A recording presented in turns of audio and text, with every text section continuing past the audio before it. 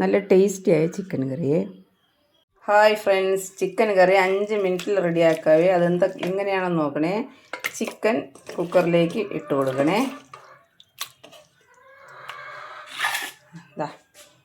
തക്കാളി, സവാള ഉള്ളി അരിഞ്ഞത്, ഇഞ്ചി വെളുത്തുള്ളി പച്ചമുളക് പേസ്റ്റാക്കിയത് ഇതിലേക്ക് ഇട്ട് കൊടുക്കണേ. ആവശ്യത്തിന് ഉപ്പ്. എന്നിട്ട് ഇതിലേക്ക് പൊടി ചേർത്ത് കൊടുക്കണേ. ഇത് മല്ലിപ്പൊടി, മുളക് പൊടി, മഞ്ഞൾപ്പൊടി, പെരുംജീരകപ്പൊടി, ഗരം മസാല, ഇത് ഇത്രയും ഇതിലേക്ക് ഇട്ട് കൊടുക്കണേ. എന്നിട്ട് ആവശ്യത്തിന് എണ്ണ.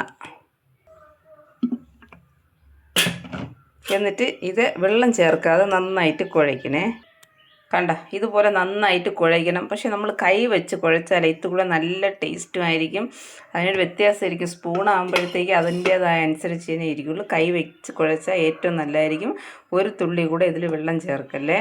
എന്നിട്ട് ഇത് കുക്കറെ വെച്ച് ഇങ്ങനെ ഇതുപോലെ അടച്ച് അടുപ്പിൽ വെച്ച് 3 വിസിൽ, അതായത് ഇത് വെയിറ്റ് കുറഞ്ഞ കുക്കറായതുകൊണ്ട് ഞാൻ 3 വിസിലിടും. നല്ല വെയിറ്റുള്ള കുക്കറാണെങ്കിൽ 1 വിസിൽ മതി. നന്നായിട്ട് കറി റെഡിയാവും. പിന്നെ ഇത് തുറന്നതിന് ശേഷം നമ്മൾ എരിവ് ഉപ്പെല്ലാം കറക്റ്റാണോ എന്ന് നോക്കിയിട്ട് മല്ലിക്കീര ഇട്ട് കൊടുത്ത് ഒരിക്കൽ കൂടെ ഒന്ന് തിളപ്പിച്ചാൽ നല്ല ടേസ്റ്റായിരിക്കും. 5 മിനിറ്റിൽ എല്ലാം റെഡിയാവുന്നതാണ്.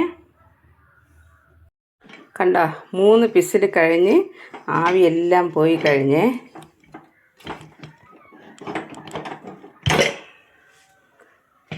കണ്ട, അടിപൊളിയായിട്ട് ചിക്കൻ കറി റെഡിയായിരിക്കും. എണ്ണയെല്ലാം തെളിഞ്ഞ് കണ്ട, ഇതിൽ നിന്നേ വെള്ളം ഊറി കിട്ടിക്കോളും. ഇനി നിങ്ങൾക്ക് ഇതിനേക്കാളും കറിയായിട്ടൊക്കെ വയ്ക്കണമെന്നുണ്ടെങ്കിൽ നിങ്ങൾ കുറച്ചുകൂടെ വെള്ളമൊക്കെ വീത്തി ഒരു തിളപ്പിച്ചാൽ മതി. ഇതിൽ ഇനി മല്ലിക്കീര ഇട്ട് കുറച്ചൊന്ന് തിളപ്പിച്ചാൽ ഇത്തുകൂടെ എണ്ണ തെളിഞ്ഞ് നല്ല ടേസ്റ്റായിരിക്കും.